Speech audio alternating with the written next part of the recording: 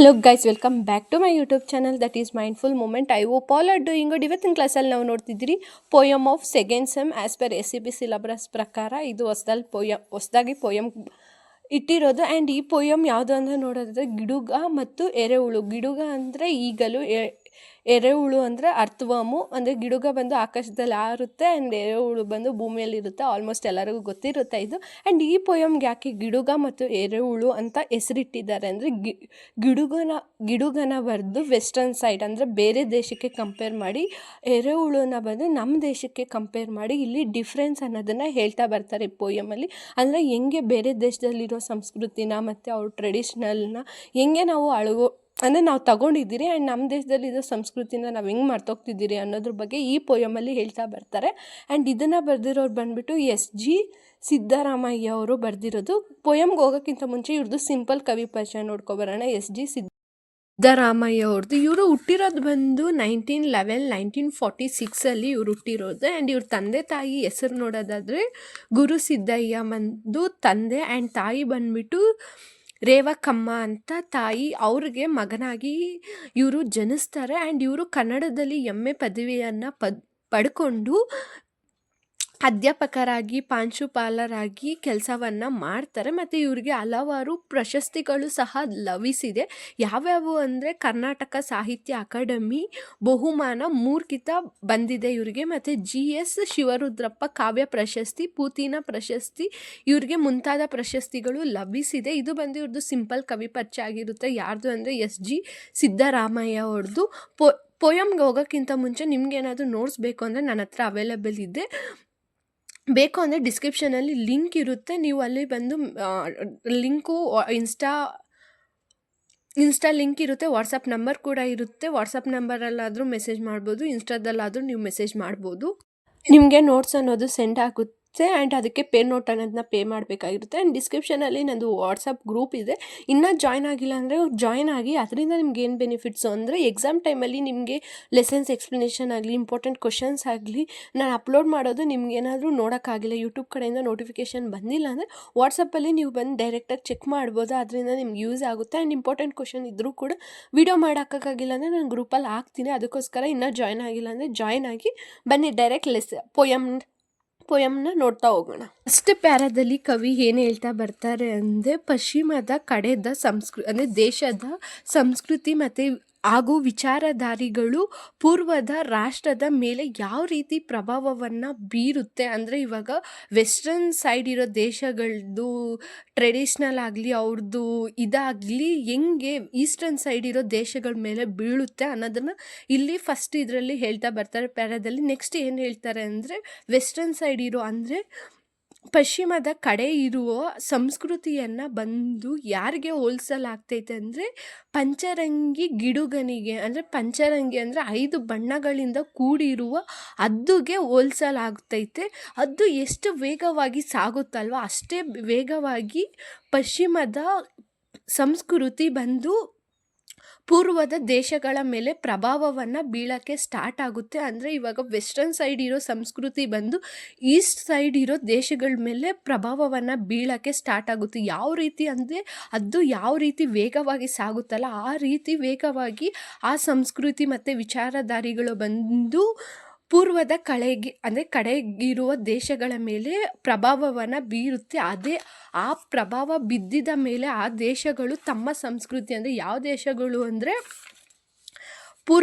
ಪೂರ್ವದಲ್ಲಿರೋ ದೇಶಗಳ ಸಂಸ್ಕೃತಿಯನ್ನು ಮರೆತುಕೊಂಡು ಅಲ್ಲಿರೋ ಜನರು ಅವ್ರ ಮಾತನ್ನು ಮರೆತುಕೊಂಡು ಮತ್ತು ಮೌನರಾಗ್ಬಿಡ್ತಾರೆ. ಮತ್ತು ಅವ್ರ ಬದುಕನ್ನು ಯಾರ್ದು ಟ್ರೆಡಿಷ್ನಲ್ ಅಂದರೆ ಸಂಸ್ಕೃತಿ ಪ್ರಕಾರ ಅಂದರೆ ಬದುಕನ್ನು ಸಾಗಿಸ್ತಾರೆ ಅಂದರೆ ಪಶ್ಚಿಮದ ದೇಶದ ಸಂಸ್ಕೃತಿಯನ್ನು ಬದುಕಕ್ಕೆ ಪ್ರಾರಂಭ ಮಾಡ್ತಾರೆ ಅನ್ನೋ ವಿಚಾರವನ್ನು ಫಸ್ಟ್ ಪ್ಯಾರಾದಲ್ಲಿ ಕವಿ ಹೇಳ್ತಾ ಬರ್ತಾರೆ. ಸೆಕೆಂಡ್ ಪ್ಯಾರಾದಲ್ಲಿ ಕವಿ ಏನು ಹೇಳ್ತಾ ಬರ್ತಾರೆ ಅಂದರೆ ಪಶ್ಚಿಮದ ದೇಶಗಳಿಂದ ಬಂದ ವಿಚಾರಧಾರಿಗಳು ಅಂದರೆ ಪಶ್ಚಿಮ ದೇಶದಿಂದ ಬಂದಿರೋ ಸಂಸ್ಕೃತಿ ಮಾತ್ರ ಅಲ್ಲ, ವಿಚಾರಧಾರಿಗಳು ಯಾವ ರೀತಿ ಪ್ರಭಾವವನ್ನು ಬೀರುತ್ತಂದರೆ ಹೆಂಗೆ ಪಂಚರಂಗಿ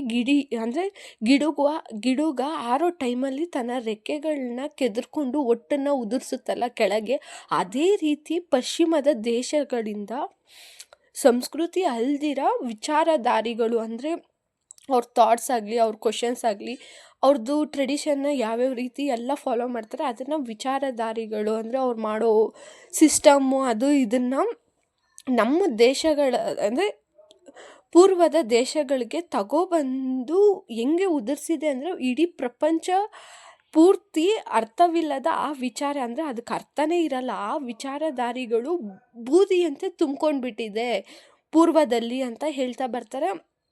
ಮತ್ತು ಹೇಳ್ತಾರೆ ಏನು ಅಂದರೆ ಆ ವಿಚಾರಧಾರಿಗಳು ಮಾತ್ರ ಅಲ್ಲ, ಸಂಸ್ಕೃತಿಯು ಸಹ ನಮ್ಮ ಏನು ಪೂರ್ವದಲ್ಲಿ ತುಂಬಿಕೊಂಡು ಅದಕ್ಕೆ ಎಲ್ಲ ಜನರು ದಾಸರಾಗ್ಬಿಟ್ಟಿದ್ದಾರೆ, ಅಂದರೆ ಆ ಸಂಸ್ಕೃತಿಗೆ ಎಲ್ಲರೂ ಅಡಿಕ್ಟ್ ಆಗಿಬಿಟ್ಟಿದ್ದಾರೆ ಅಂತ ಸೆಕೆಂಡ್ ಪ್ಯಾರಾದಲ್ಲಿ ಕವಿ ಹೇಳ್ತಾ ಬರ್ತಾರೆ.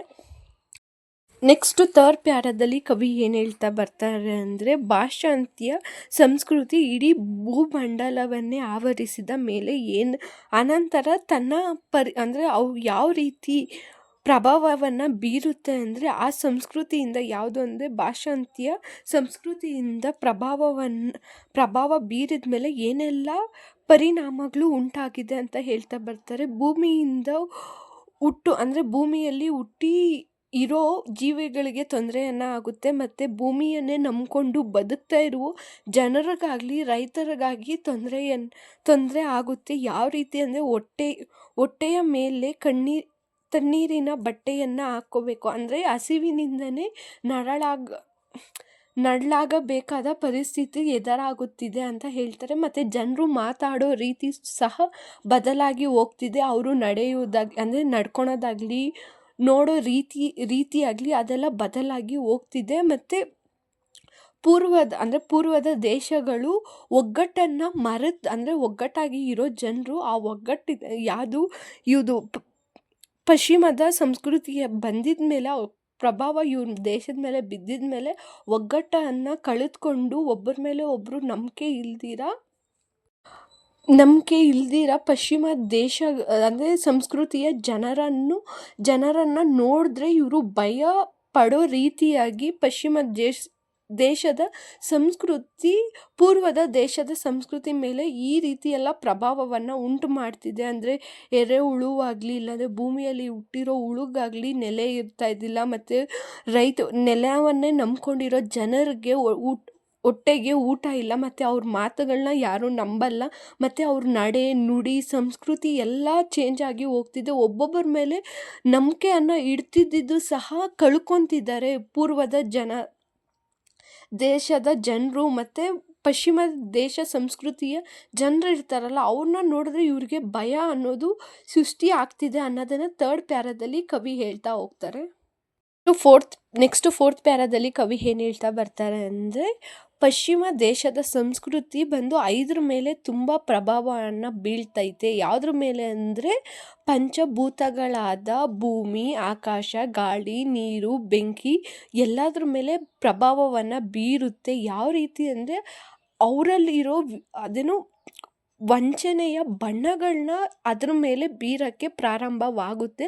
ಅದರಿಂದ ಆ ಬಣ್ಣಗಳಿಂದ ತುಂಬಿಕೊಂಡಿರೋ ಜನರು ಅವ್ರ ಬದುಕನ್ನು ಮತ್ತು ಅವ್ರ ಮನಸ್ಸನ್ನು ತುಂಬ ಹದಗೆಟ್ಟು ಅಂದರೆ ತುಂಬ ನೋವನ್ನು ಪಡ್ತಿರ್ತಾರೆ, ತುಂಬ ಕಷ್ಟವನ್ನು ಅನುಭವಿಸ್ತಿರ್ತಾರೆ. ಯಾವ ರೀತಿ ಅಂದರೆ, ಇವಾಗ ಒಂದು ಬೈಲಲ್ಲಿ ಜಿಂಕೆ ನಡ್ಕೊಂಡು ಹೋಗುವಾಗ ಅದ್ರ ಮನಸ್ಸಲ್ಲಿ ಎಷ್ಟು ಭಯ ಇರುತ್ತೆ. ಯಾರನ್ನ ಬಂದು ಅಂದರೆ ಯಾವುದೇ ಬೇಟೆಗಾರ ಆಗಲಿ, ಇಲ್ಲಾಂದರೆ ಹುಲಿ ಸಿಂಹ ಆಗಿ ಬಂದು ಅಟ್ಯಾಕ್ ಮಾಡಿಬಿಡುತ್ತೆ ಅಂತ ಅದ್ರ ಮನಸ್ಸಲ್ಲಿ ಎಷ್ಟು ಭಯ ಇರುತ್ತೋ, ಅದೇ ರೀತಿ ಆ ಬಣ್ಣಗಳಿಂದ ತುಂಬಿಕೊಂಡಿರೋ ಅಂದರೆ ಆ ಟ್ರೆಡಿಷ್ನಲ್ ಫಾಲೋ ಮಾಡ್ತಿರೋದಾಗಲಿ, ಅವ್ರದ್ದು ಸಂಸ್ಕೃತಿ, ಅವ್ರ ವಿಚಾರಧಾರೆಗಳನ್ನ ನಂಬ್ಕೊಂಡು ಇರೋ ಜನರು ಅವ್ರನ್ನ ಅಂದರೆ ಅವರು ಕೂಡ ಜೀವನದಲ್ಲಿ ಅಷ್ಟೇ ಭಯದಿಂದ ಜೀವನವನ್ನು ಸಾಗಿಸ್ತಿರ್ತಾರೆ. ಅವ್ರ ಸಂಸ್ಕೃತಿಯನ್ನು ಪಾಲನೆ ಮಾಡಿಕೊಂಡು ಒಂಥರ ಭಯವಾಗಿ ಅವ್ರ ಜೀವನನ ನಡೆಸ್ತಿರ್ತಾರೆ ಅಂತ ಹೇಳ್ತಾರೆ.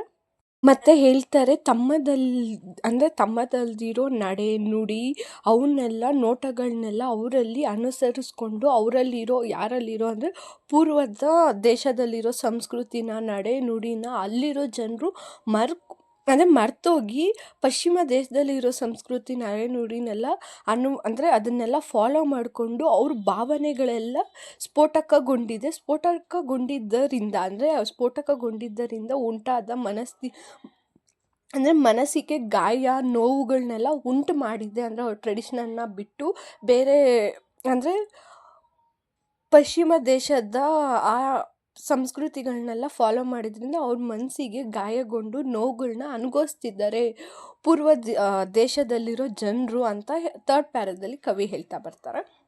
ಅದು ಥರ್ಡ್ ಪ್ಯಾರ ಅಲ್ಲ, fourth para, sorry. And fifth ಪ್ಯಾರಾದಲ್ಲಿ ಕವಿ ಏನು ಹೇಳ್ತಾ ಬರ್ತಾರೆ ಅಂದರೆ, ಆ್ಯಂಡ್ ಈ ಪ್ಯಾರಾದಲ್ಲಿ ಏನು ಹೇಳ್ತಾರೆ ಅಂದರೆ, ಪಶ್ಚಿಮ ದೇಶದ ಸಂಸ್ಕೃತಿ ಸಂಪೂರ್ಣವಾಗಿ ಅಂದರೆ ಪೂರ್ವದ ದೇಶಕ್ಕೆ ಫುಲ್ಲು ಅಂದರೆ ಅದು ಫುಲ್ಲು ಬಂದು ಈ ದೇಶದಲ್ಲಿ ಫುಲ್ಲು ಸ್ಪ್ರೆಡ್ ಆಗಿದ್ದಾದಮೇಲೆ ಅವರಲ್ಲಿ ಪ್ರಶ್ನೆ ಅನ್ನೋದು ಮೂಡುತ್ತೆ. ಯಾವ ರೀತಿ ಅಂದರೆ, ಹೆಂಗೆ ಅದು ಗಿಡುಗ ಬಂದು ಎರೆಹುಳುನ ತಿನ್ನಲು ಬಂದಾಗ ಎರೆಹುಳು ಹೇಗೆ ಸಣ್ಣದಾಗಿ ಪುಚ್ಚಿಗುಟ್ಟುತ್ತಲ್ಲ, ಅದೇ ರೀತಿ ಪೂರ್ವ ದೇಶದಲ್ಲಿ ಜನರ ನಡುವೆ ಈ ಏನು ಸಂಸ್ಕೃತಿ ಅನ್ನೋದನ್ನು ನಾವೇಕೆ ಬೇರೆಯವ್ರ ಅಂದರೆ ಬೇರೆ ದೇಶದ ಸಂಸ್ಕೃತಿಯನ್ನು ನಾವ್ಯಾಕೆ ಫಾಲೋ ಮಾಡ್ತಿದ್ದೀರಿ, ಅವ್ರ ನಡೆ ನುಡಿನೆಲ್ಲ ನಾವ್ಯಾಕೆ ಫಾಲೋ ಮಾಡ್ತಿದ್ದೀರಿ ಅನ್ನೋ ಧ್ವನಿನ ಅಂದರೆ ಅವ್ರ ಧ್ವನಿನ ಎತ್ತಕ್ಕೆ ಸ್ಟಾರ್ಟ್ ಮಾಡ್ತಾರೆ. ಅಂದರೆ ಹೇಗೆ ಎರೆಹುಳುನ ತಿನ್ನಕ್ಕೆ ಹೋದಾಗ ಅದು ಪಿಚ್ಚುಗುಟ್ಟುತ್ತಲ್ಲ, ಅದೇ ರೀತಿ ಎಲ್ಲರೂ ಕೂಡ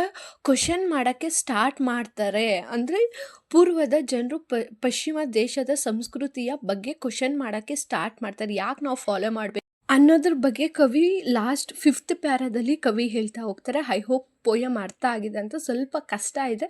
ಅಂದರೆ ಇಲ್ಲಿ ಏನಿಲ್ಲ ಅಂದರೆ ಪಶ್ಚಿಮ ದೇಶದ ಸಂಸ್ಕೃತಿ ಬಂದು ಪೂರ್ವ ದೇಶದ ಸಂಸ್ಕೃತಿಯಲ್ಲಿ ಬೆರೆತು ಅಂದರೆ ಪೂರ್ವ ದೇಶದ ಸಂಸ್ಕೃತಿನ ಮರೆತು ಬರೀ ಪಶ್ಚಿಮ ದೇಶದ ಸಂಸ್ಕೃತಿನ ಅರಳುತ್ತೆ ಅನ್ನೋದ್ರ ಬಗ್ಗೆ ಇಲ್ಲಿ ಫುಲ್ಲು ಪೋಯಮ್ ಇರೋದು. ಯಾವುದು ಅಂದರೆ ಗಿಡುಗ ಮತ್ತು ಎರೆಹುಳು ಅಂತ. ಹೇಗೆ ಗಿಡುಗ ಎರೆಹುಳುನ ಅಂದರೆ ತಿನ್ನಕ್ಕೆ ಬಂದಾಗ ಅದು ನರಳುತ್ತಲ್ವ, ಆ ನರಳಾಟ ಪೂರ್ವ ದೇಶದಲ್ಲಿ ಜನರಲ್ಲಿ ಮೂಡಿಬರುತ್ತೆ. ಯಾವಾಗ ಪಶ್ಚಿಮ ದೇಶದ ಸಂಸ್ಕೃತಿ ಅವರಲ್ಲಿ ಅಂದರೆ ಅವರಲ್ಲಿ ಬೆರೆತು ಅವರಲ್ಲಿ ಭಯ ಅನ್ನೋದು ಸ್ಟಾರ್ಟ್ ಆದಾಗ ಅನ್ನೋದನ್ನು ಹೇಳ್ತಾರೆ ಈ ಪೋಯಮಲ್ಲಿ. ಐ ಹೋಪ್ ಎಷ್ಟು ಸ್ವಲ್ಪನ ಅರ್ಥ ಆಗಿದೆ ಅಂತ ಈ ಪೋಯಮು. ನನ್ನ ಕೈಯಲ್ಲಿ ಎಷ್ಟಾಗುತ್ತೋ ಅಷ್ಟು ಎಕ್ಸ್ಪ್ಲೈನ್ ಮಾಡಿದ್ದೀನಿ. ಆ್ಯಂಡ್ ನೋಟ್ಸ್ ಬೇಕು ಅಂದರೆ DM ಮಾಡ್ಬೋದು. ಆ್ಯಂಡ್ ಗ್ರೂಪ್ ಇನ್ನೂ ಯಾರು ವಾಟ್ಸಪ್ ಗ್ರೂಪ್ ಫಾಲೋ ಮಾಡಿಲ್ಲ ಅಂದರೆ ಒಂದ್ಕಿಂತ ಫಾಲೋ ಮಾಡಿ. ಓಕೆ, ಸಿ ಇನ್ ನೆಕ್ಸ್ಟ್ ವೀಡಿಯೋ.